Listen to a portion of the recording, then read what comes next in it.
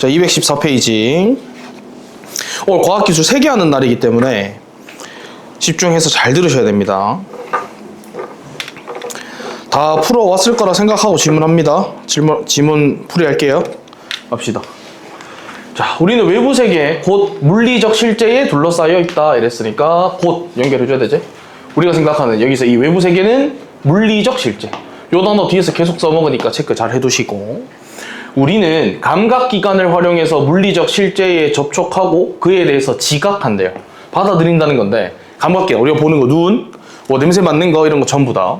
자, 물리적 실제가 지각 주체와 독립적으로 존재한다는 것은 자연과학의 기본 과정이다 이랬는데, 단어가 어렵지만 받아들이면 됩니다. 물리적 실제, 그러니까 우리 주위에 있는 거, 전 제일 가까운 거 뭐 분필할게요. 이 분필이랑 이것이 분필이다 라고 지각하는 주체는 지금 나죠, 나. 분필과 나는 서로 다른 독립적으로 존재하는 거지. 지금 석빈이 기준으로 제일 가까이 있는 경륜이 물리적 실제제. 경륜이랑 석빈이가 가까이 있는 거지만 서로 같은 건 아니죠. 서로 독립적으로 존재하는 거. 독립적으로. 자, 인간의 감각기관은 물리적 실제에 대한 온전한 정보를 제공해주지 못하기 때문에, 여기 한번 끌어봐봐. 여기서 애들이 이해를 못하는 게 많았는데, 이거 구체적으로 말하면 이런 거예요. 온전한 정보에 대한 이야기가 없거든, 지문에서. 근데 추론해보자면 이게 분필인 건 알아. 노란색인 것도 알아. 쓰임새도 알아. 근데 이 안에 있는 분자 구조가 어떤지, 정확하게 화합적으로 어떻게 결합했는지 우리 모르죠. 그러니까 그런 정도의 온전한 정보를 말하는 겁니다. 우리가 뭐 눈으로 보면 이거 노트북인 거 알아, 뭐 컴퓨터인 거 알아, 패드인 거 알아. 근데 그 안에 있는 게 어떻게 돼 있는지, 어떻게 구성되는지 모르죠. 그겁니다. 그래서 눈으로 보고 손으로 만지는 것 정도로는 이 온전한 정보가 제공이 안 되니까, 인간은 물리적 실제 개념, 이게 눈으로 보고 만져서 추론 생각해 볼 수 없으니까 뭐 한다는 거야? 추론. 생각해 보겠다는 거. 머리로. 추론을 통해서 구성하게 된대. 자, 그런 점에서 요거 되게 중요한 말이거든요. 물리적 실제 개념은 최종적일 수 없고, 새로운 경험적 증거들이 도출됨에 따라서 그걸 설명하기 위해서 개정, 다시 말해서 바뀔 수도 있다 이 말인 거야. 뒤에 있는 이야기들이 쭉 요거에 대한 반복적인 이야기를 하는 거거든요. 그래서 여기가 가장 중요한 겁니다. 다시 말해서 아주 예전에 우리 지구 위에 땅, 우리가 밟고 있는 땅 있잖아. 이거 우리한테 물리적 실제죠. 이 지각이 움직이지 않는다고 믿었지.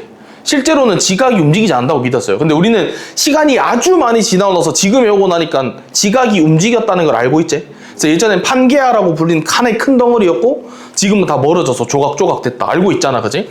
그래서 예전에 있었던, 그때 땅은 움직일 수 없어 라는 그 전제가, 그때는 그것이 최종일 거라고 믿었겠지만 지금 와서 사실은 땅은 움직인다고 개정된 거잖아. 그래서 우리가 알고 있는 과학의 범위 안에서는 그것이 절대로 최종적일 수 있는 것이 아니다. 나중에 그게 새로운 증거들이 생기면서 개정될 수 있다. 요 이야기를 뒤에서 쭉 할 겁니다. 오케이. 자, 사람 이름 나오면 네모 쳐야 돼요. 자, 뉴턴 아저씨가 역학이라는 걸 통해서 물리적 실제 개념의 기초를 놓은 이후에 전자기 현상에 대해서, 또 사람 이름 나오니까 패러데이, 맥스웰의 연구에 의해서 다른 종류의 물리적 실제 개념이 대두되었다 이랬으니까, 잘 보면 이거 있죠. 이 위에 거랑 연결해야 되지. 그럼 우리가 뒤에 걸 안 봤지만 머릿속으로 유추하기를 뭘 할 수 있는 거냐면, 이 내용과 이 내용이 같아야 되는 거니까 뉴턴이라는 사람이 어떤 실제 개념을 만들었어, 그치? 기초를 만들었어. 근데 후에 가서 패러데이랑 맥스웰이 새로운 경험적 증거를 도출해서 개정했다고 이야기를 봐야 되는 거죠. 다른 종류의 물리적 실제 개념이 대두된 거니까. 오케이? 그럼 우리가 뒤에서 봐야 되는 건, 뉴턴이랑 이 패러데이 맥스웰이랑 물리적 실제 개념이 어떻게 달랐는가, 그거 보겠다는 겁니다. 오케이? 자, 넘어가겠습니다. 가보자고. 뉴턴 아저씨 어떻게 생각했는데, 자, 뉴턴의 물리적 실제 개념은, 뉴턴이 역학 이론을 만들면서 이렇게 걸러주세요. 공간, 시간, 입자, 요 세 가지 개념이랑 입자 간의 상호작용인, 동그라미 치면 힘. 그래서 이게 뉴턴의 세계관이라고 생각하면 돼. 뉴턴이 이 세상에 우리 주위에 있는 이 물리적 실제에 대한 걸 정의하고 싶은데 그 정의하기 위해서 쓴 네 가지가 있습니다. 그 네 가지가 공간, 시간, 입자, 힘 이렇게 네 개인 거야. 오케이? 요 네 개야.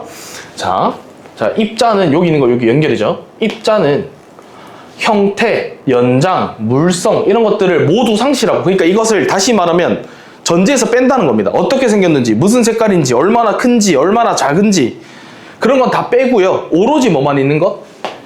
관성과 병진 운동만 갖는 거다 이렇게 봤어. 관성, 멈추려고 하는 성질이지. 병진 운동, 똑같은 위치로 똑같이 움직이려고 하는 힘이라고 뒤에 적혀 있을 텐데 간단하게 말해 봅시다. 관성, 병진 운동 간단하게 말하면 그냥 운동력만 있는 존재라고 가정하는 거야. 오케이? 입자의 가정이 이거라는 거야. 윤기야 눈 떠야 돼. 집중해야 돼. 운동력만 존재해. 오케이? 자, 계속 갈게요. 그렇게 상정된 입자는 질점이라고 불렀는데, 그러면 입자 이꼴 질점 이렇게 정리해야 돼. 질점이라고 불렀는데, 질점은 텅 빈 공간이 요 공간이겠죠? 텅 빈 공간인 진공 속에서 다른 질점으로부터 직접 당겨지는 원격 작용으로서 중력의 영향을 받으며 시간에 따라 달라지는 위치, 속도, 가속도를 갖고 운동함으로써 물리적 사건을 만들어낸다. 이랬으니까 끊어봐. 이거 그냥 이렇게 질질질 읽고 있으면 안 돼요. 뭐 해야 되는 거냐면 위에 지금 4개 설명했잖아. 공간, 시간, 입자, 힘 나왔잖아. 이것을 통해 제시했대. 그러면 이 뒤에 나와서 받아줘야 되는 건 이 4가지 이야기를 찾아야 되는 거거든요. 이거 그냥 눈으로 쭉쭉쭉 읽고 있으면 안 되는 거야. 4개를 찾아야 되는데 보면 공간 여기 이렇게 나와요. 나오지? 그 다음에 입자는 이꼴 질점이야 이렇게 이야기했고요. 그 다음에 시간 여기 이렇게 나와요. 그리고 얘는 왜 얘기하는 거야?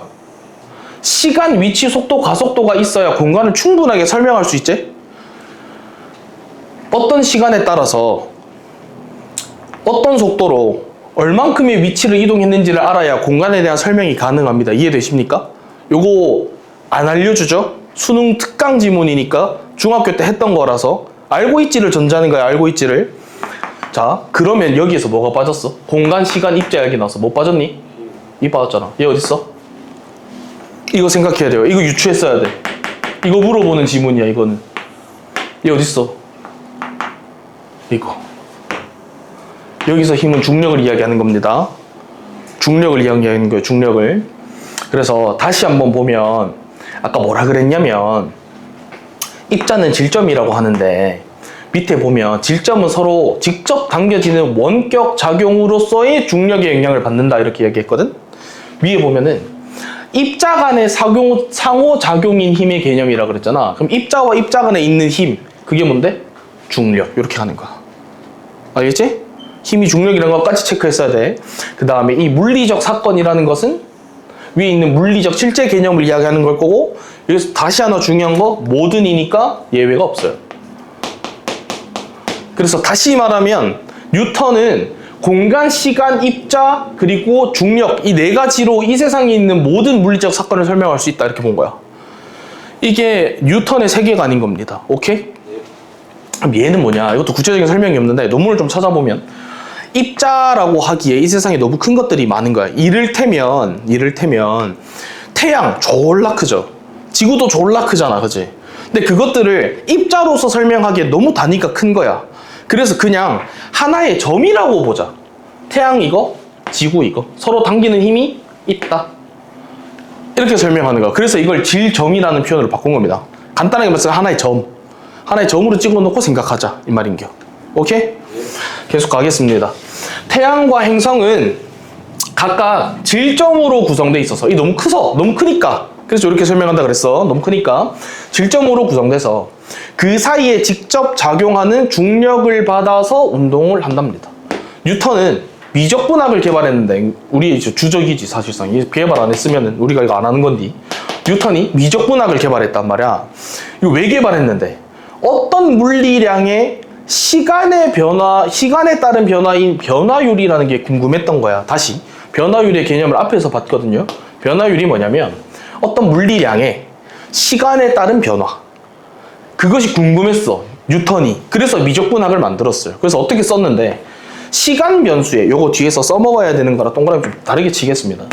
시간을 변수로 두고 미분과 적분을 통해서 위치, 속도, 가속도를 연결해서 물리적 실제를 다루는 길을 열었다는 건 결국 뭘 했다는 거지? 수학적으로 증명했다는 거야. 수학적으로. 제가 지금 이 이야기를, 요거를 수학적이라는 이야기를 왜 드리는 거냐면, 우리 아까 앞에서 잠깐 봤는데, 공부해온 사람 알 텐데, 패러데이, 맥스웰 이야기할 때 패러데이가 물리적 실제에 대한 자기의 새로운 이야기를 하고 그걸 수학적으로 증명한 사람이 맥스웰이란 말이지. 근데 뉴턴은 본인이 두 개를 다 하는 거예요. 본인이 물리적 실제에 대한 이론을 만들고 그거에 대한 수학적 증명도 본인이 이 미적분학을 만들어서 직접 증명한 겁니다. 오케이? 됐어. 그럼 계속 가보자고. 자, 뉴턴은요, 자기의 세계관, 아까 4개밖에 없었어, 그지? 그 중에서 이제 중요한 건 입자야. 잘 기억해. 뉴턴이 광학 분야, 광학이 뭔데? 빛. 이 빛 관련해서 그의 물리적 실제 개념을 확장하고 싶었던 거예요. 왜냐면 빛 또한, 이 방에도 지금 빛이 가득하죠? 여기 있는 빛도 우리 주위에 있는 물리적 실제잖아. 그래서 요것도 빛 마찬가지로 내가 이 만들어 놓은 세계관, 아까 다시 한 번만 더 보면 공간, 시간, 입자, 힘, 이 4가지로 이 빛도 설명할 수 있을 거라고 생각했단 말이지. 그래서 이걸 설명해 보려고 하는 겁니다. 그는 이 빛이라는 것이 무게가 없는 입자다라고 전제해요. 무게가 없는 입자다. 왜냐하면 이 사람의 세계관에 다른 건 없어. 무조건 입자로 구성되어 있어야 되거든. 그러니까 입자라고 생각했는데 무게가 없다. 그러고 나서 이미 알려져 있던 빛이 직진하는 거, 굴절하는 거, 분산하는 거를 여기 이렇게 나와요. 잘 봐. 파동이 아닌 입자의 관점에서 기술하고자 하였다. 여기서 독해력이 좀 있는 애들은 눈치를 챘어야 돼. 이 글 전반적으로 어떻게 구성되는 건데? 뉴턴 나와요. 그리고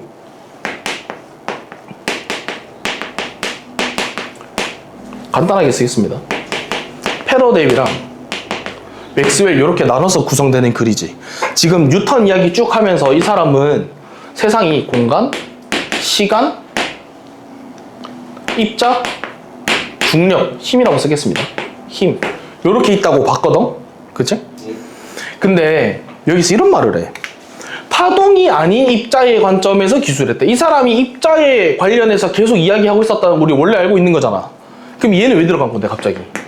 얘가 갑자기 어디서 튀어나온 게? 여기 있겠다는 거죠. 이 힌트를 주는 거죠. 이 힌트를. 뉴턴은 이 세상 만물을 입자의 중심으로 확인하려고 했던 사람이라면 이 빛과 관련된 이야기를 패러데이랑 맥스웰은 파동이라고 봤겠구나 이렇게 하는 거야. 왜냐면 이 수특 지문이 시작 자체가 뭐였으니까 이항 대립으로 구성해서 시작했으니까. 오케이?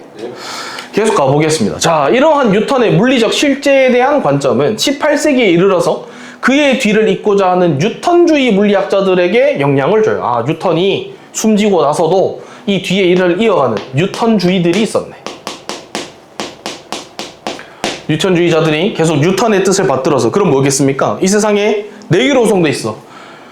공간, 시간, 입자, 힘, 이렇게 4가지로 이 물리적 실제들을 설명하려고 하는 것들을 쭉 이어서 했다.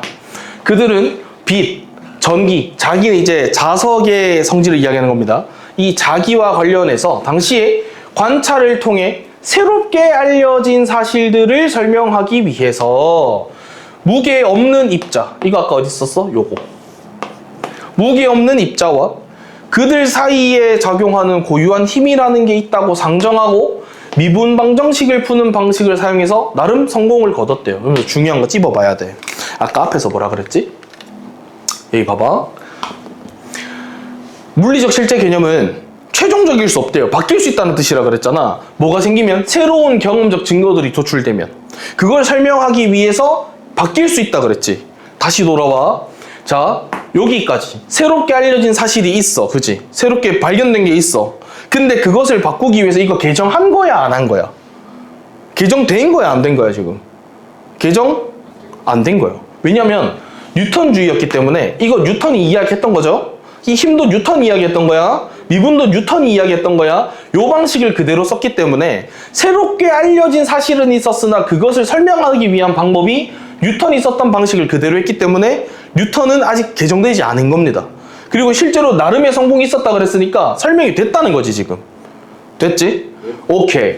자, 이쯤에 전자기적 현상을 설명하기 위해서 나오죠. 새로운 물리적 개념을 들고 나온 사람이 있는데 그게 바로 패러데이였다. 그래서 우리가 앞에 유추했던 내용이 정확하게 맞습니다. 뉴턴이랑 패러데이는 서로 달랐어. 정확하게 말하면 뉴턴이 생각했던 것을 패러데이가 뭐 한 거지? 개정한 겁니다. 이거 뉴턴이 말한 걸로 이 네 가지로만 설명이 안 되는 게 있는데 이렇게 된 거야. 이게 아닌 것 같은데? 개정하게 됐다는 거지. 뭘 개정했는지 봅시다.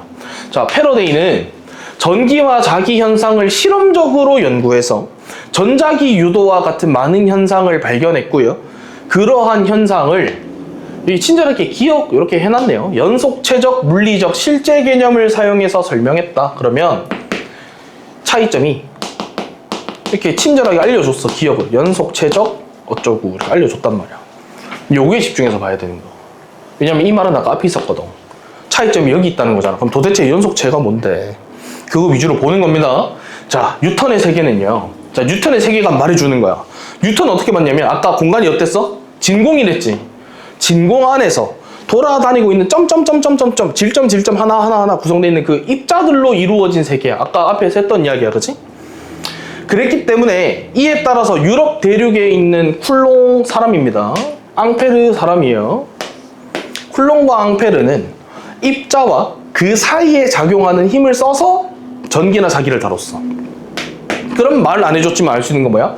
쿨롱과 앙페르는 뉴턴주의에 가깝구나 이걸 알 수 있는 거죠. 뉴턴이 썼던 걸 그대로 썼어. 이거 뉴턴이 했던 거잖아. 이것도 뉴턴이 했던 거잖아. 그치? 그러니까 앙페르와 쿨롱은 뉴턴주의였구나. 오케이. 그런데 역점이네요. 패러데이는 뉴턴의 관념을 따르지 않고요. 그럼 여기서 나오는 거잖아. 이거 이야기하겠다는 거지. 뉴턴의 개념을 따르지 않고요. 공간이 텅 빈 것이 아니라 A 아니라 B 오랜만에 나왔으니까 체크 한번 합시다. 텅 빈 거 아니고 매질로 가득 채워져 있다. 그러면 차이점이 있어요. 차이점은 항상 집중해서 설명해야 돼. 그러면 뉴턴은 공간이 진공, 텅 비었다라고 생각했다면 패러데이는 공간이 매질이라는 것으로 가득 차 있다. 이 차이가 있다는 거네. 계속 가보겠습니다. 자, 그 매질이라는 것을 통해서 전기력과 자기력이 전달되는 방식을 역선, 힘의 선이란 뜻입니다. 역선이에요, 원래.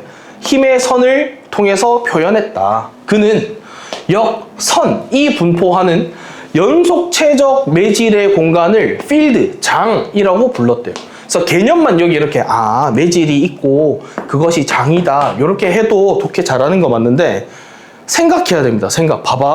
봐봐. 내가 여기 집중해야 된다 그랬잖아. 연속체적인 게 뭔데 이거 생각해야 된다 그랬잖아. 얘는 아까 입자랬지, 뉴턴은. 그러면 따지면 공간이 이렇게 있으면 점 이렇게 있다는 거죠. 오케이? 근데 여기서 뭐라 그랬지? 패러데이는 역선이라 그랬잖아. 따지면 이 선들을 이렇게 잇는 거거든. 이런 식으로 잇는 거야. 이해돼? 얘는 지금 선으로 이어져 있어요. 연속되어 있어. 얘는 점이었으니까 연속돼 있어? 안 돼 있어? 안 돼 있어. 그 차이가 있는 겁니다. 그래서 여기에 연속체적이란 말이 붙는구나. 그리고 이 장이라는 공간 안에서 이렇게 서로가 다 연결되어 있구나. 이걸 이야기하는 겁니다. 됐습니까? 네. 오케이. 계속 가겠습니다. 자, 이러한 패러데이의 연속체적 물리적 실제 개념을 수학적으로 표현하는 데 성공한 사람이 있어. 그게 바로 아까 앞에 말했는 맥스웰이야. 그러니까 다시 한번 뉴턴은 본인이 이 개념을 만들고 그것의 수학적 증명을 했는 사람이고, 여기서는 패러데이가 이것을 개정하는 시도를 하고 그것을 수학적으로 증명한 사람이 맥스웰 이렇게 되는 겁니다. 어떻게 했는지 봅시다. 그는 입자 운동을 다루던 뉴턴주의자들이, 자 이거 봐봐, 1변수 함수를, 변수가 하나라는 거지. 1변수니까 아까 변수 뭐였게? 막 위에 올라가고 찾고 있으면 머리 아픈 거예요. 아까 내가 중요하다 그랬어. 이거 뭐랬어? 변수 뭐로 뒀다 그랬게? 시간이었습니다. 시간. 아까 뉴턴은 시간을 변수로 둔다고 이야기했어요. 제가 그래서 줄 쳐야 된다, 동그라미 쳐야 된다 아까 이야기했었어. 자, 시간을 변수로 둬서 함수를 적분하거나 미분해가지고 전자기 문제와 접근했던 것과는 대조적으로 뭐 차이점이 있대. 그럼 얘는 일단 정리해보면 1변수였다. 같이 써주면 좋은 게 이 변수가 뭐였다? 시간이었다. 라면 이제 밑에 나오는 이 맥스웰은 어떻게 했는데, 전자기 현상을 패러데이의 장 개념으로, 그 필드 개념으로 기술하기 위해서 탄성파가 매질 속에서 전파되는 방식처럼 다변수 함수를 2개 이상 써서 적분 미분하는 방식으로 접근했다 이랬으니까 얘는 뭘 썼어? 다변수 이렇게 되는 거야. 결국에 오랜만에 이야기 다시 한 번만 하겠습니다. 제일 시작부터 맥스웰, 패러데이랑 뉴턴을 이항 대립으로 구성해서 내용을 전개한다는 걸 알려줬잖아요, 사실. 그러고 나면 내가 이렇게 나오는 지문들은 항상 뭐 중심으로 보는 거다? 공차. 공통점과 차이점 위주로 잘 정돈만 하시면 됩니다. 그러면 문제 풀기 수월합니다. 계속 가볼게요. 자, 맥스웰은 전자기 현상을 설명하기 위해서 고체를 통해서 전달되는 기계적 파동이라는 것을 활용했고, 그럼 여기서 뭐 했어야 되냐면 얘가 나오는구나 이렇게 가야 되는 거야. 아까 우리가 이야기했던 거. 파동 맞구나. 뉴턴은 입자로 빛을 받고 맥스웰이랑 패러데이는 파동으로 설명하고 싶었구나. 오케이. 결국 빛의 속도로 전파되는 전자기적 파동을 유도하기에 이르렀다. 파동이란 단어 계속 반복해서 나오네. 힌트 주는 거야. 2개 차이점이 이렇게 있었다고. 오케이. 이로부터 맥스웰은 빛을 전자기적 파동의 일종이다 라고 봤고, 빛은 전자기적인 파동의 하나야. 그래서 파동으로 설명해야 되는구나 이렇게 됐다는 거지. 파동의 하나로 보았고, 전자기적 파동의 주파수가 다양할 수 있다는 점에서 빛이 아닌 전자기파가 에테르를 통해서 전파될 수 있다라고 예견했대요. 됐습니까? 주파수 이야기 나오면은 우리 단위 이거 기억나지? 헤르츠. 기억나죠? 이 헤르츠 이야기가 여기 나옵니다. 이 사람이 그 헤르츠가 맞습니다. 요거. 우리가 알고 있는 거야. 이후에 헤르츠가 맥스웰이 이야기했던 그 전자기파를 발견하는 사람이 되고, 그러니까 맥스웰은 발견한 사람이 아니에요. 맥스웰은 그럴 거야 라고 예견했던 사람이고, 그걸 실제로 발견한 건 헤르츠라는 사람입니다. 그 성질이 맥스웰의 예견과 일치했음을 밝히자 패러데이에 의해서 제안됐고, 맥스웰이 수학적으로 정교화했던 연속체적인 물리적 실제 개념이 뭐가 됐다는 거지?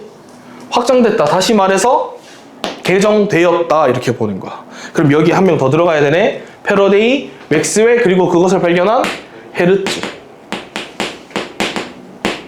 됐죠? 로렌츠의 전자이론은 물질의 특성과 역학적 현상을 맥스웰 이론의 토대를 두고 전자기적으로 이해하려는 시도 중 하나였다 이랬으니까, 로렌츠라는 사람 또한 맥스웰을 지금 받들어서 가는 거죠. 그러면 여기에 들어가는 거지. 패러데이, 맥스웰, 헤르츠, 로렌츠 이렇게. 오케이. 이로써 로렌츠의 체계에서는 물리적 실제는 기계적 특성을 벗어버리고 온전히 전자기적 연속체로서 기술되었으나, 이거 누가 말했던 거라고? 패러데이가 주장했고, 맥스웰이 수학적으로 증명했고, 헤르츠가 발견했고, 로렌츠는 그래서 그걸 받아서 글을 썼어. 뭐라고? 로렌츠의 물리적 실제는 전자기적 연속체야 라고 쓰였어. 근데 문제가 뭐야? 제한적이에요. 그 말은 결국에 우리가 지금 쭉 설명하고 있는 이 연속체적인 이야기가 파이널했다는 건가? 최종적이었다는 건가? 아니라는 거예요. 이게 결국에 앞으로 돌아가길 원하는 건데, 제일 시작할 때 이랬어. 물리적 실제 개념은 최종적일 수 있다 없다? 없다. 그럼 역시나 똑같은 상황에서 제한이 생겼다는 건 이건 역시 최종적일 수는 없었다 이렇게 되는 거야. 그러면서 20세기에 들어와서 뉴턴의 입자적인 실제 개념이 여러 분야의 지속적인 효용을 갖는 동안 여기서 또 중요한 정보 하나 있어요. 뉴턴이 이 입자의 근거에서 세상을 설명했다가 아닌 것 같은데? 세상은 연속으로 돼 있는 것 같은데? 라고 개정됐잖아. 이게 개정됐다고 해서 뉴턴이 이야기했던 것이 그러면 완전히 쓸모 없어졌느냐? 그게 아니라는 이야기를 하고 있는 거죠. 뉴턴은 계속 쓸모가 있었어. 뉴턴대로. 그렇다고 그러면 뒤에 말했던 패러데이, 맥스웰 이 사람들이 말했던 것도 틀렸었냐? 그것도 아니라는 거죠. 둘 다 효용이 있긴 있었어. 오케이, 계속 가보면 새로운 인물이 나와요. 아인슈타인. 너무 유명한 사람이지. 일반 상대성 이론이라는 것이 등장합니다.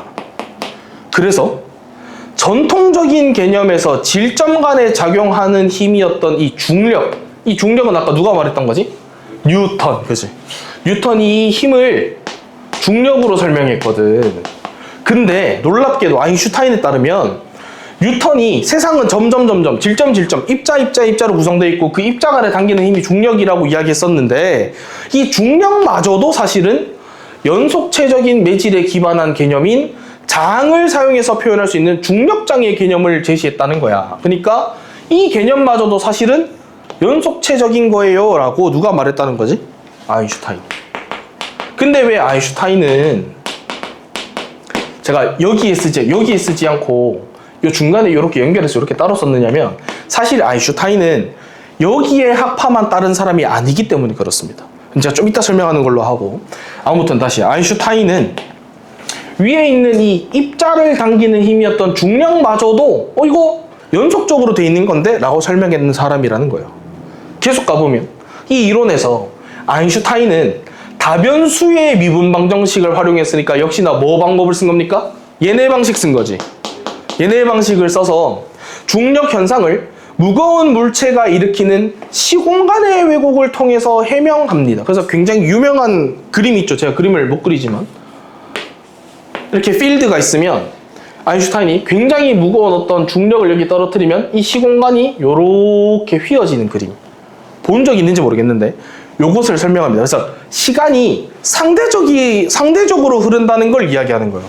그래서 우리한테 지금 시간이 다 똑같이 흘러가잖아. 근데 이 시간이 상대적으로 흐른다는 걸 이용해서 만든 영화가 인터스텔라. 혹시 본 사람인지 모르겠는데 나랑 영경이랑 이제 우주선 빙 타고 가.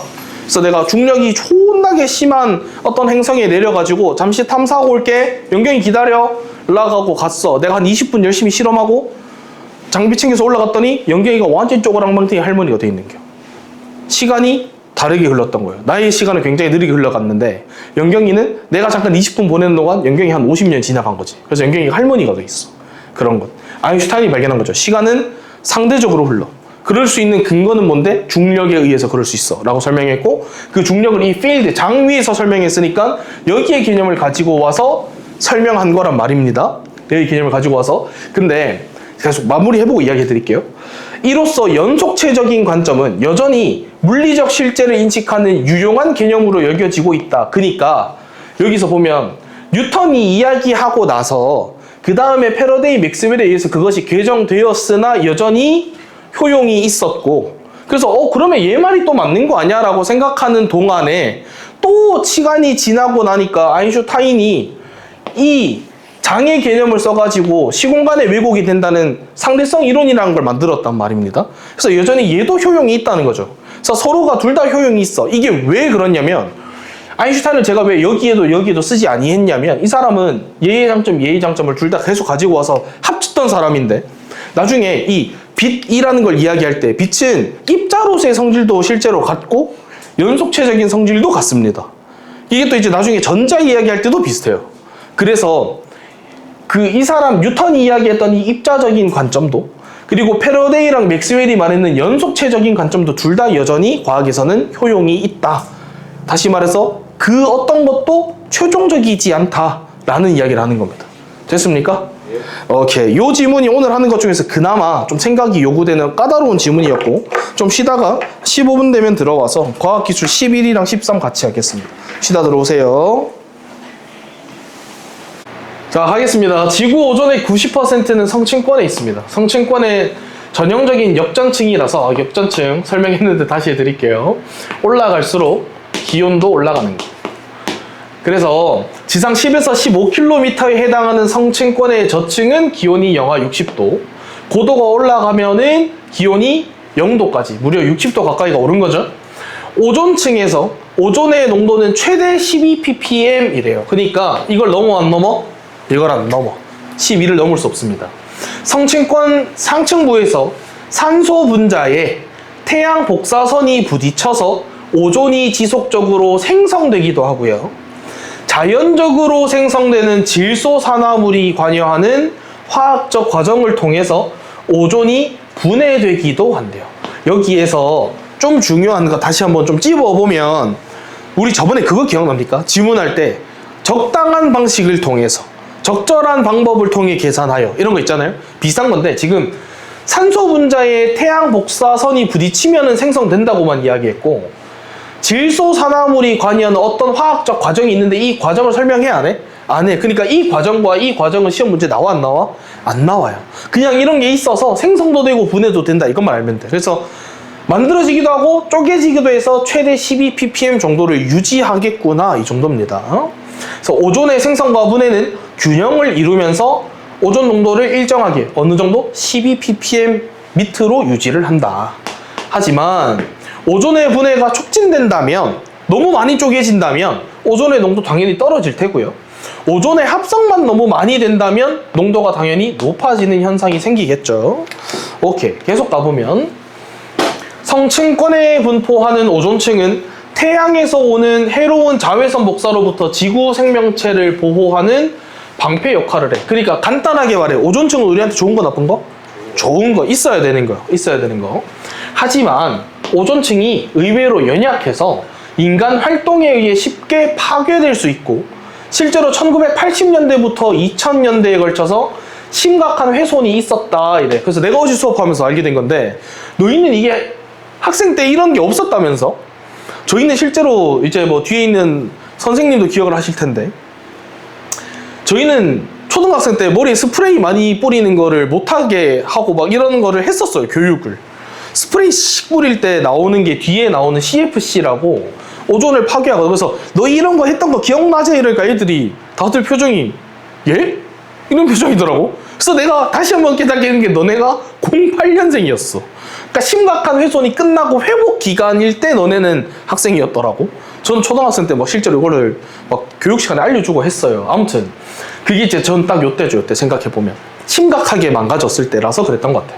1974년 초에 몰리나와 롤런드는 염화 플루오린화 탄소, 이게 이제 방금 제가 말했는 CFC인데 얘입니다.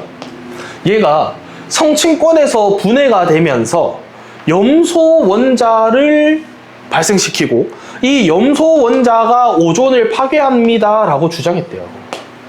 CFC는 1930년대 키네틱 케미컬사가 발매할 때만 해도 상온 상압에서 기화가 되고 화학적으로 반응성이 낮다. 요거 이제 설명이 없는데 이제 이런 것들은 고3이 말아야 되죠. 화학적으로 반응성이 낮다는 건 다른 애들과 쉽게 결합이 안 된다. 그래서 지 혼자 있다가 지 혼자 없어지는 애라고 생각하게 되는 거지. 오케이. 그래서 좀처럼 분해가 되지 않고 다른 물질도 분해하지 않는 무독성이고 비가연성 기체다. 그러니까 우리한테 안전하다 이렇게 알려줬다는 거야. 다른 애랑 결합할 일이 없으니까 우리가 예상할 수 없는 어떤 특이한 현상이 생기지 않을 거라고 생각을 했다는 거지. 자, 이에 따라서 CFC가 냉매, 용매, 스프레이, 캔의 추진제, 플라스틱 만들 때 쓰는 발포제, 그러니까 우리 주위에 굉장히 많았어요. 굉장히 많았지. 냉매, 뒤에 있는 에어컨 들어가겠죠? 그 다음에 머리 스프레이 고정하는 거 되게 많이 들어가고, 우리 일회용품 많이 쓰잖아. 플라스틱 만들 때도 들어가. 자, 그러다가 1973년에 CFC가 대기 중에서 축적되고 있습니다 라는 보고가 있었다는 거야. 근데 아까 위에서 이런 이야기는 했거든? 좀처럼 분해되지 않고. 그래서 뭐 쌓이면 어때요? 다른 애들이랑 뭐 만나가지고 나쁜 일 하는 애가 아닌데 냅두라죠 뭐, 이런 분위기였단 말이야. 뭐 어때요? 무독성인데. 근데 몰리나의 연구에 따르면 CFC는 대기 중에 대부분의 오염 물질을 정화해주는 애가 있는데, 그게 누구냐면 비야. 오늘 밖에 내리고 있는 비. 비가 내리면서 대부분의 오염 물질을 좀 중화시켜줘야 되는데, 일단 CFC는 비에 의해서도 분해가 안 돼요. 오케이. 근데 분해 안 된다는 것까지 알고 있었는데요. 문제가 뭐냐면 성층권 상층부까지 휙 올라가서 짧은 파장의 고에너지 태양 복사선을 만나면 뭐가 된다는 거야? 분해가 된다는 거야. 그러니까 CFC로만 있으면 상관이 없는데 얘가 분해되는 과정 안에서는 아까 위에서 우리가 듣기로는 뭐가 나와? 염소 원자가 나온다. 근데 이 염소 원자가 나오면은 어떤 일련의 과정을 통해서 오존을 파괴시킨다 그랬잖아. 그 이야기 하겠죠.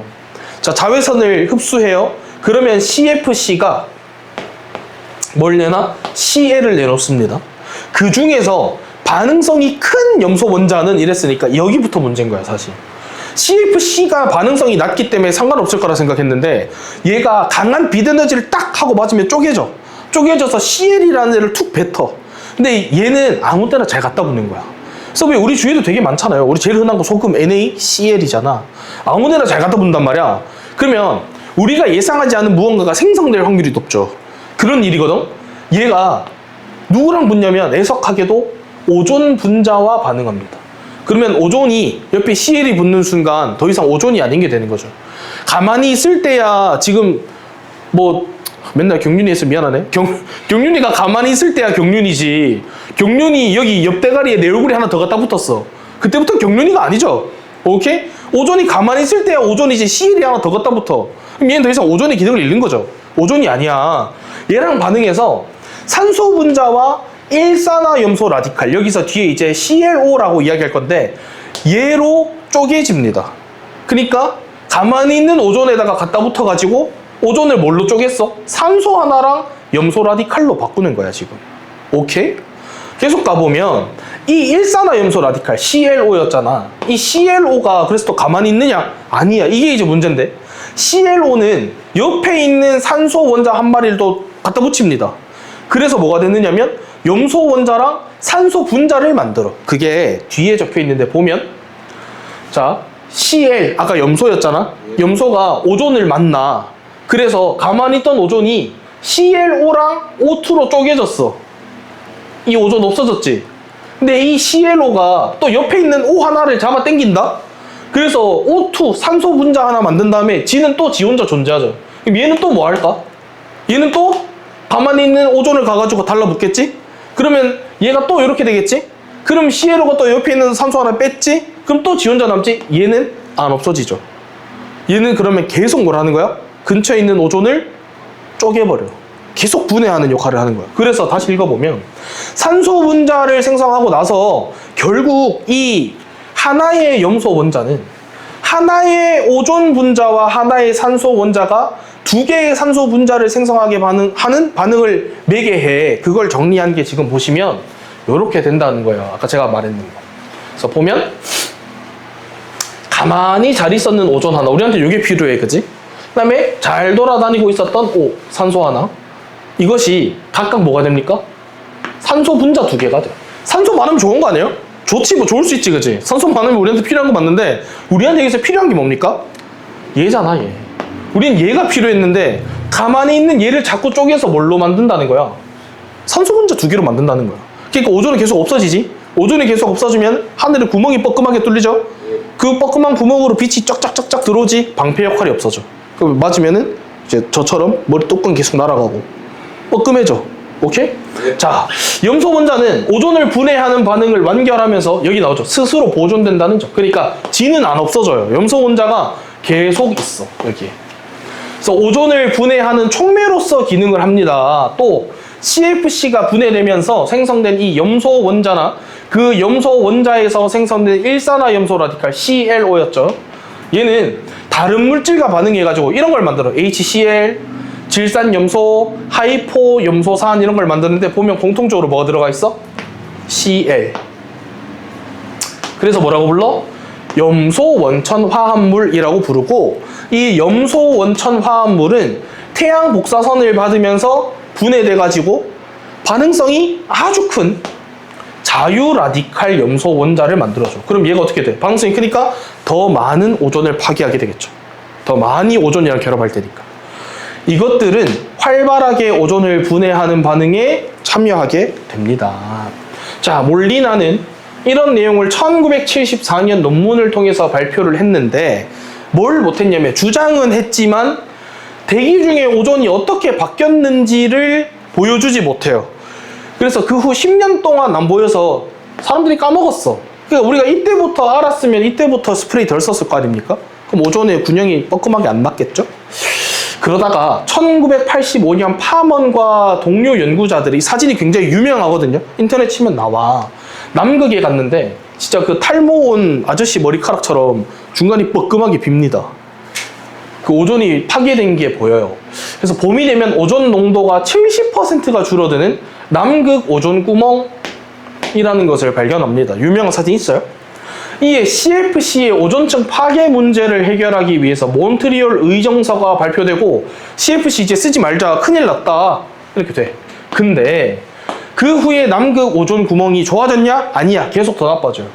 그래서 92년, 93년에는 거의 14에서 17km 상공에 99%의 오존이 없어졌습니다. 그래서 이때가 아마 저랑 이제 뭐 선생님이나 대부분 태어날 쯤이었을 것이고, 그래서 우리가 학생일 때까지, 초등학교 저학년일 때까지 꾸준히 스프레이 많이 쓰지 마라, 뭐 이런 운동이 있었습니다. 자, 2000년과 2006년에는 그때까지 알려진 것 중에 가장 큰 오존 구멍도 만들어져요. 그러니까 상황이 계속 좋아졌어, 나빠졌어? 나빠졌어. 그러니까 이때가 저희가 이제 학생 때니까 당연히 제가 학생일 때는 오존 지켜야 된다 이런 이야기를 많이 했어요.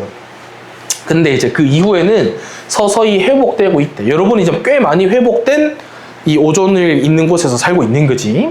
자, 이에 따라 남극 대륙 상공의 오존 구멍 원인을 설명하는 다양한 가설이 생겨납니다. 저게 왜 저렇게 됐나, 뭐 스프레이만으로 저렇게 됐을 리가 없다, 이런 다양한 이야기들이 있긴 있었어요. 뭐 실제로 이거 찾아보면 재밌는 거 많습니다. 뭐 외계인이 와서 그랬다.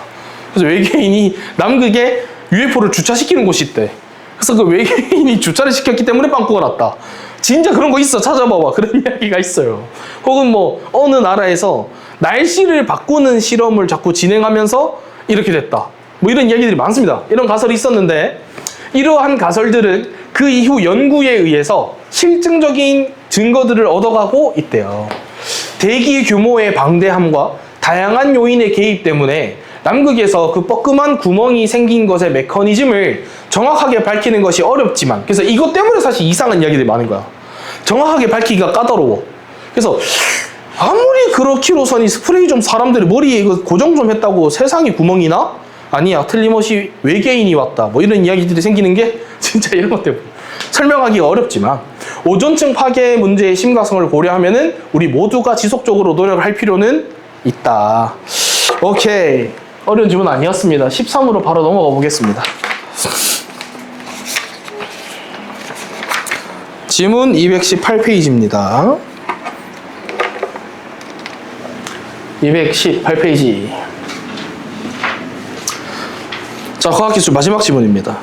마지막 지문이 마침 또 기술 지문이에요.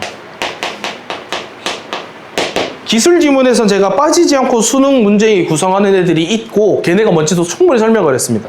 제일 먼저 일단 구성 알아야 되죠. 그리고 그 구성이 각각 어떤 기능을 하는지, 그리고 여기서 하나만 좀 더 추가를 해보면, 이거 찍거나 간의 기술이잖아. 그 기술이 왜 있어야 되는데 하는 효용, 요 정도 보시면 됩니다. 필수로 이런 건 꼭 짚고 넘어가야 된다는 거. 가봅시다. 위에 거 집중하면서. 개별적이고 특수한 작업을 수행하는 여러 대의 클라이언트랑 연결되어서 정보나 서비스를 제공하는 컴퓨터 시스템을 서버라고 한대요. 단어가 저처럼 이제 컴퓨터를 잘 모르는 사람에게는 굉장히 잔인한데 정리하면서 가면 됩니다. 자, 클라이언트가 여러 대래. 그러면 이렇게 돼 있겠죠. 클라이언트가 뭐 여러 대 이렇게 있겠죠. 그리고 이렇게 연결되어 있는 서버라는 게 있습니다. 됐죠? 오케이. 서버는 클라이언트의 요청에 따라서 작업을 수행하거나 정보를 검색해서 클라이언트에게 돌려줘. 그러면 이쪽에서 요 색깔로 할게요. 요청이 오면 서버가 클라이언트에게 보내준다는 거지. 뭘? 작업을 수행하고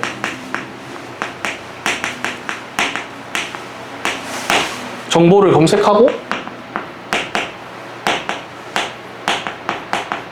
그걸 다시 보내준다. 클라이언트들에게. 됐죠? 오케이. 서버를 구성하는 기계에서 작업을 신속 정확하게 처리하기 위해서는 데이터를 안전하게 관리해야 할 뿐 아니라, 이런 거 체크해야 된다. 오랜만이다. A뿐 아니라 B. 이거는 A 플러스 B라 그랬어. 그래서 당연하죠. 데이터 안전하게 관리해야 되고, 안전하기만 되는 게 아니야. 빨라야 돼. 빠르고 신속하게 접근을 해서 읽기 쓰기를 실행할 필요가 있다는 거야. 그래서 이런 필요를 충족시키기 위해서 만들어낸 것이, 기억 나오네요, 분산 파일 관리 체계다. 그래서 이걸 잘하기 위해서 만들어진 것이 분산 파일 관리 체계. 됐습니다.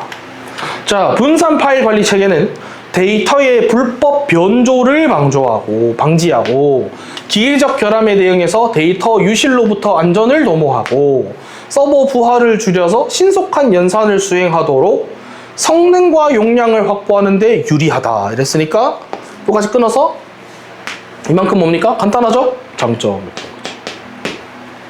오케이. 이거 해야 되는 장점. 단일 기계로 구성된 서버에서 데이터를 관리할 경우에는 하드웨어적으로 램이나 CPU 성능이 우수한 기계를 확보하는데 어때? 비용이 많이 들어. 돈이 많이 든다고. 좋은 기계 써야 된다고.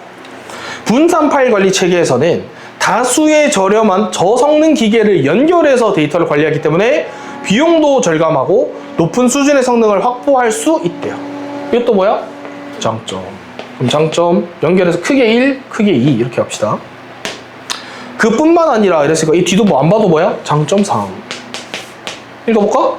기계가 고장이 나더라도 데이터가 여러 기계에 분산되어 있으면 고장나지 않은 기계에 있는 데이터는 안전하고 해킹을 당해도 해커에게 단일 서버 접근해서 단번에 필요한 데이터를 전체 탈취하지 못하게 하고 여러 기계를 또 뚫어야 하는 어려움을 줌으로써 피해를 줄일 수 있다.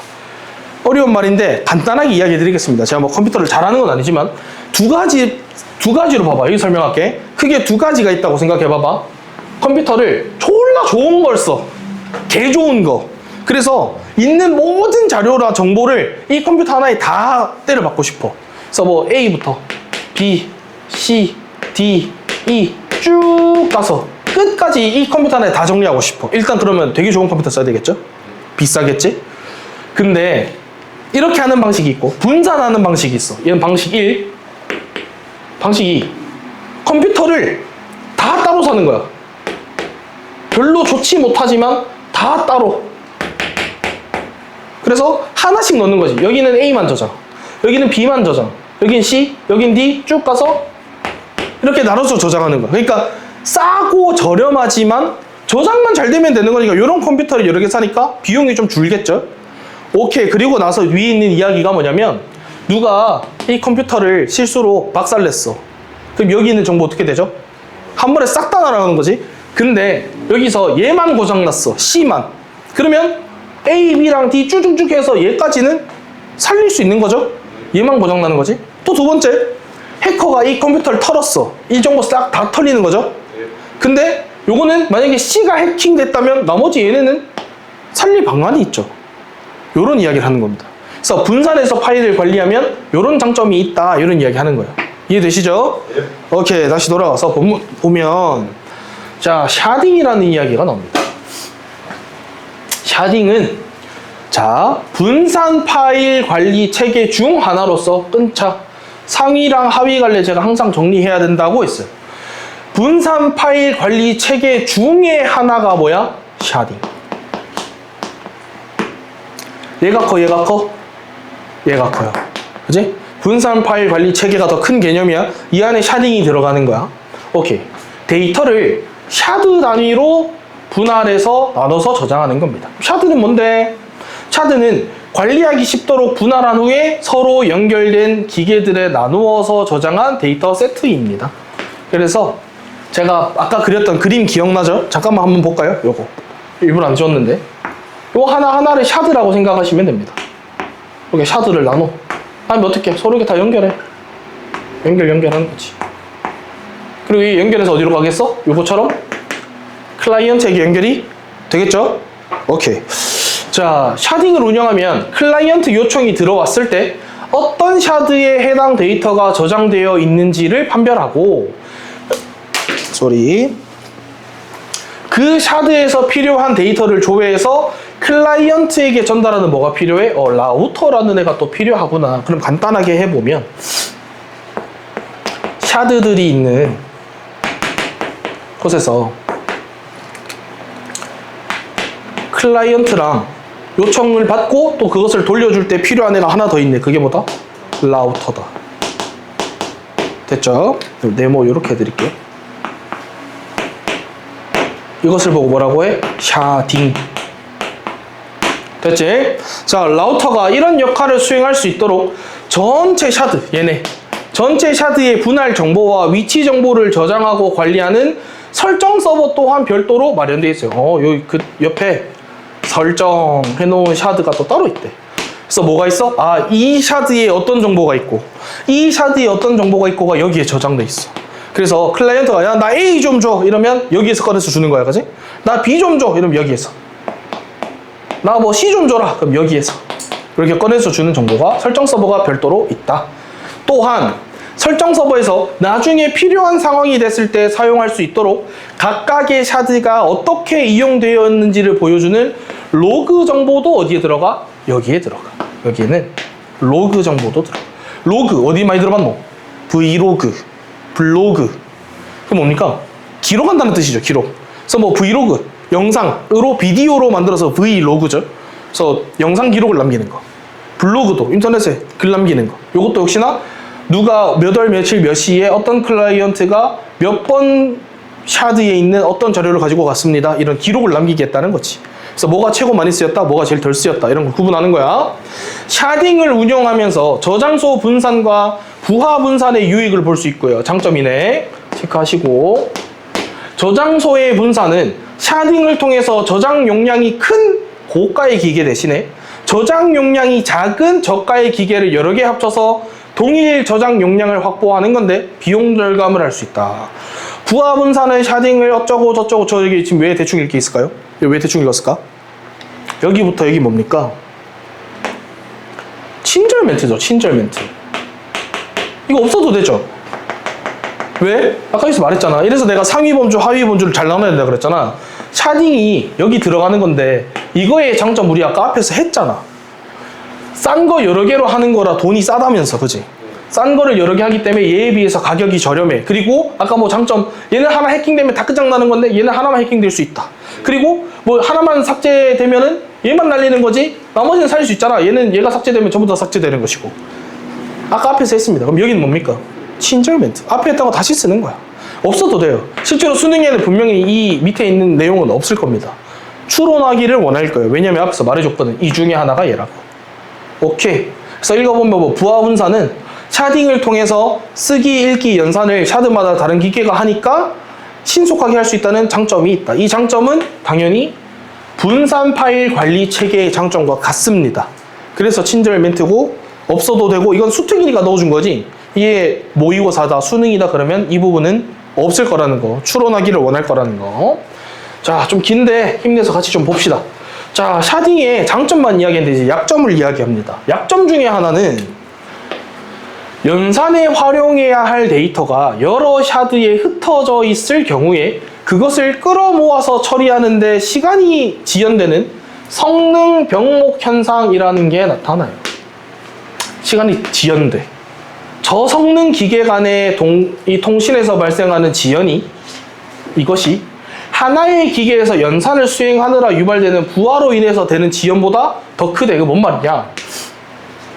돌아와서 1번이 있고 2번이 있었습니다. 하나의 좋은 기계를 쓰는 방법과 분산해서 하는 게 있었는데 이게 더 효율적이라서 2번을 쓰는 거였잖아. 근데 얘네를 정보를 모아서 클라이언트에게 전달해 가는 그 과정 안에서 시간이 지연돼. 그래서 오히려 얘가 더 빨라질 수도 있다는 거야. 그러면 효율이 2번을 썼는데도 떨어졌다는 거죠. 그러면 이거 쓰는 게 더 낫다는 거잖아. 다시 돌아와 보면 따라서 하나의 요청에 의해서 액세스되는 데이터들은 가능하면 하나의 샤드에 배분해가지고 뭐 하자는 거야? 데이터의 지역성을 확보하는 것이 성능을 높이는 방법이다. 이래. 이걸 좀 간단하게 말해보면요. 어떤 클라이언트가 이렇게 말해. 무고 1학년 남자들 정보 다 줘. 이랬어. 근데 무고 1학년 남자를 저장할 때 예를 들어서 이 샤드에 샤드 A, B, C, D 쭉 이렇게 있어. 각 샤드에 A에는 김치성을 가진 남자 정보를 다 넣어. 뭐 B에는 이시성을 가진 남자를 다 넣어. C에는 최시성을 다 넣어. 이런 식으로 해서 이 정보 전체 중에서 무합고 1을 가지고 와. 이러면 영경아 A에서도 몇 명 뽑아야 돼. B에서도 몇 명 뽑아야 돼. C에서도 뽑아야 돼. 이렇게 되겠죠. 시간이 오래 걸리지. 이거보다 훨씬 효율적인 샤드의 분배는 A에는 무고 1학년 남자를 다 넣어. B에는 무고 2학년 남자를 다 넣어. C에는 무고 3학년 남자를 다 넣어. 이렇게 저장해놨을 때 무고 1학년 남자 정보 다 줘. 이랬을 때 그냥 A 전체로 뽑아주면 되는 거죠. 하나 뽑아서 취합해서 줄 필요가 없지. 훨씬 효율적이지. 이렇게 나누는 걸 보고 돌아와서 뭐라고 하겠다? 데이터의 지역성을 확보하는 거다라고 하겠다는 거야. 영경 알겠지? 오케이. 샤딩이 갖는 또 다른 약점이 하나 더 있습니다. 그게 뭐냐면 샤드마다 다른 데이터가 들어가 있기 때문에 데이터의 불법적인 변조나 기계적 에러가 발생할 경우에 뭐가 안 돼? 복구가 안 돼. 그래서 뭐라 그래? 그걸 보고 장애 허용성이 낮다 이렇게 이야기한다는 거야. 이건 또 뭔 말이냐면 이런 거야. 지금 여기에 A에 자료 A 넣고 B 넣고 뭐 뒤에서 써먹어야 되니까 제가 좀 미리 한번 해보겠습니다. 뒤에서 쓸 거긴 한데 D 샤드까지 있다고 치고요. 각각 자료를 S1, S2, S3, S4를 저장했어. 근데 B 샤드가 빠개진 거야. 그러면 S2 정보가 날아가죠. 장점은 S1, 3, 4를 살릴 수 있다는 장점은 있는데 S2는 박살나서 못 찾는 거지. 오케이? 이게 우리 저번에 했었던 블록체인 지문 기억납니까? 블록체인의 장점은 여기 이 컴퓨터에다가 S1, 2, 3, 4를 다 저장하는 거였지. 여기도 S1, 2, 3, 4 이렇게 다 저장하는 거였잖아. 그래서 컴퓨터 하나가 빠개져도 다른 컴퓨터에 S1, 2, 3, 4에 대한 정보가 있기 때문에 가지고 올 수 있다 이런 이야기 했었잖아. 근데 얘는 그게 아니거든. 각각 하나의 정보씩을 넣는 거란 말이야. 그러니까 B 컴퓨터, B 샤드가 박살나면 S2 정보가 싹 다 날아가 버리는 거야. 그래서 이걸 보고 뭐라고 해? 돌아와서 장애 허용성이 낮다 이렇게 이야기하겠다는 거야. 이해되십니까? 네. 오케이. 자, 이 문제를 그럼 어떻게 해결할 거냐? 샤딩에다가 뭘 하자는 거야? 복제를 결합시켜보자 이거야. 복제는 뭐 하는 건데? 복제는 샤딩과 달라요. 같은 개념이 아니고 각기 다른 기계에 같은 내용의 데이터를 저장 분산하는 방법입니다. 그래서 데이터의 불법 변조나 결함이 생겼을 때 정상적인 데이터를 다른 기계가 복제본으로 갖고 있으니까 에러를 복구할 수 있게 해서 장애 허용성을 확보하자라는 거야. 그래서 어떻게 하겠다는 거냐면 돌아와서 여기 보면 B에다가 S2가 저장되어 있는 곳에다가 S1의 복제본을 하나 같이 저장시켜. S3가 저장되는 곳에 S2의 복제본, 여기는 S3의 복제본, 여기는 S4의 복제본을 넣어 놓는 거지. 그래서 만약에 B 샤드가 박살났어. 이 정보가 다 날라갔죠. 그러면 이 S2 정보가 어디 있어? C 샤드에 있으니까 요거 가지고 다시 살려서 쓰겠다는 거지. 오케이? 돌아오시면 복제에서는 클라이언트의 읽기 요청을 서버가 복제본에서 분산해서 처리할 수 있는 반면 데이터의 추가, 수정, 삭제와 같은 쓰기 작업은 원본이나 복제본에서 단독으로 이루어지면 안 되고 원본과 모든 복제본에 일관되게 적용이 되어야 하기 때문에 속도가 좀 떨어질 수 있어요. 이러는데 이게 뭔 말이냐면 다시 돌아와 보면 내가 S1 수정할 거야. 내용을 좀 바꾸고 싶어. 그러면 이거의 복제본인 여기도 내용이 수정이 돼야 되죠. 그러니까 저장이 이 시점치 몇 번 돼야 돼? 2번 돼야 돼. 2번. 시간이 2배 걸리겠죠? 영경아 제발 눈 좀 떠라. 미치겠다. 눈 떠라 눈. S1에서 저장이 됐으면 여기에도 저장이 돼야 되는 거죠. 오케이? 그 이야기 하는 겁니다. 여기만 수정되고 여기 수정 안 되면 더 이상 이건 복제라고 할 수가 없지. 이해되죠? 네. 오케이. 샤딩의 복제를 결합하는 한 가지 예를 들어보면 제가 방금 했던 이야기들입니다. 여기가.